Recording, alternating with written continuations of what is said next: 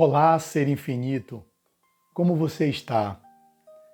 Hoje é terça-feira, 6 de setembro de 2022 e a benfeitora Marta, pela psicografia de Marcel, vem nos provocar dentro de uma reflexão que é bem atual no que diz respeito à nossa vigilância dos pensamentos, como temos sintonizado com as notícias que nos bombardeiam desde o amanhecer até o anoitecer, como tem sido a utilização das redes sociais, quais são os vínculos psíquicos, vibracionais que têm se permitido vincular-se.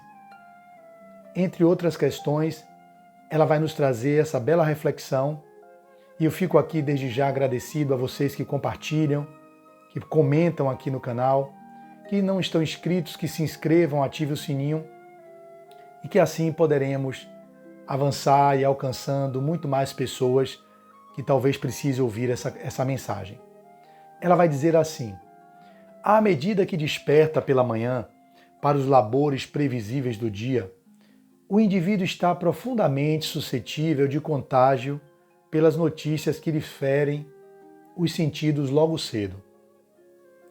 Quase por automatismo, uma expressiva quantidade de homens e mulheres tem necessidade de informes sobre o trânsito, clima e outros fatores que irão interferir no deslocamento do lar ao trabalho ou aos campos de estudo. E essas informações podem ter grande impacto no emocional de cada um, sem que o próprio ser se dê conta.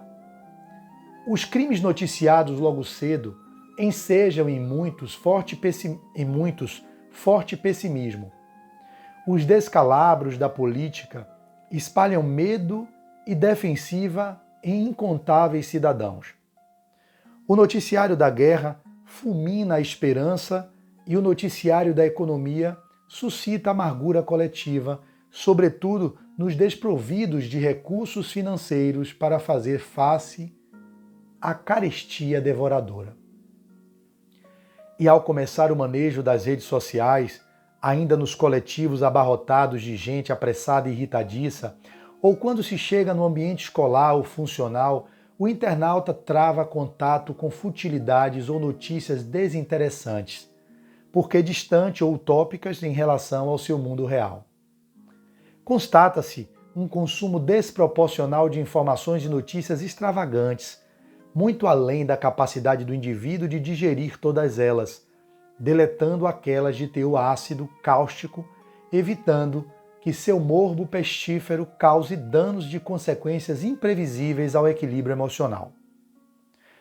A falta de hábito das boas leituras, o abandono do livro pelas custosas telas de LED e tablets tem ocasionado litigioso divórcio com a cultura, extraindo do indivíduo a possibilidade de reflexões sobre as circunstâncias que o afetam diariamente.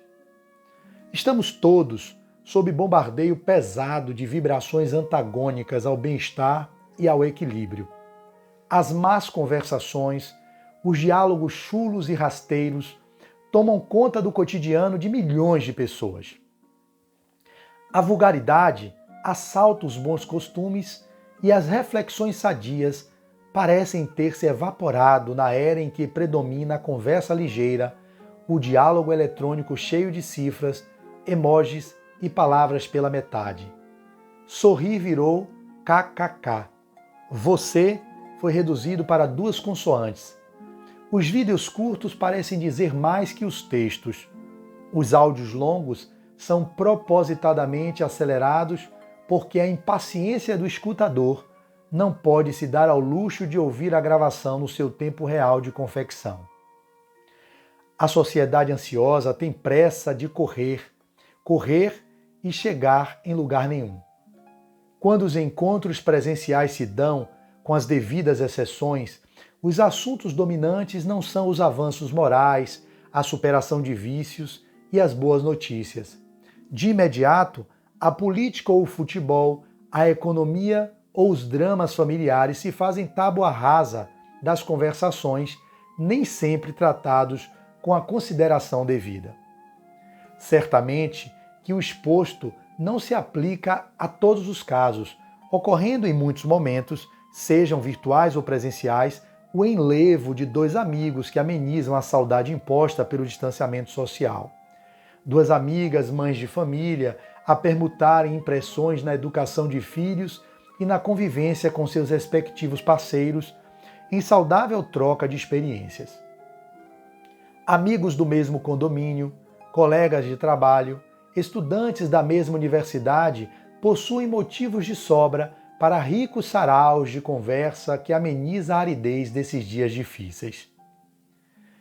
E quão rico ficariam esses diálogos se Jesus igualmente fosse tema das tertúlias entre os homens? Qual seria a postura do Mestre face aos descalabros da vida moderna? Como ele agiria ante a desmoralização desse ou daquele vulto da política? Que conselhos daria aos atingidos pelo desemprego, vitimizados pela miséria impiedosa ou desenganados pela medicina, face a um diagnóstico tido como irreversível? Trazer a mensagem da Boa Nova para o centro do debate moderno poderia em muito soar como anacronismo de religiosos fanáticos, proselitismo barato numa época de igrejas lotadas de desesperados e desenganados pelo mundo. Alguns admitiriam a inoportunidade de se tratar de assuntos religiosos numa sociedade que se afirma laica, não obstante, um templo em cada rua. Sim, não estamos propondo que essa ou aquela rama de fé religiosa faça da roda de amigos arena de convencimento compulsório ou cadafalso de lavagem cerebral. Situamos Jesus no centro de nossas inquietações diárias, como possibilidade de repensar e refletir sobre o impacto que teriam em nossas vidas agitadas a adoção de suas diretrizes éticas. Elevação da palavra dita, ouvidos mais atentos à narrativa alheia, propondo alguma saída do labirinto onde muita gente se encontra perdida. Permuta de boas notícias e troca de emanações de otimismo em meio a uma guerra desproporcional de fake news. Precisamos entrar num colóquio com interesse e sair dele com proveito. Já foi dito pelo apóstolo Paulo que as más conversações corrompem o caráter e desfiguram a honra. Se tens em teu mundo íntimo a presença viva de Jesus, educa tua língua quando chamado a opinar, dilata teu escutar para entender o que o outro quer dizer. Consultado sobre esse ou aquele tema delicado, procure enxergar o lado bom da questão. Constrangido a opinar sobre algo que desconhece ou não domina, sê honesto e declina de expor o que não sabes. Que teu silêncio seja mais valioso que tuas palavras, e quando a dúvida te assaltar nessa ou naquela situação em que os olhares se voltem para o que vais dizer, pensa o que diria Jesus se estivesse em seu lugar. Fazes o mesmo que ele faria, sacode o pó de tuas sandálias e segue adiante. Mais à frente tem outra roda de conversa. Muita paz e até amanhã, se Deus quiser.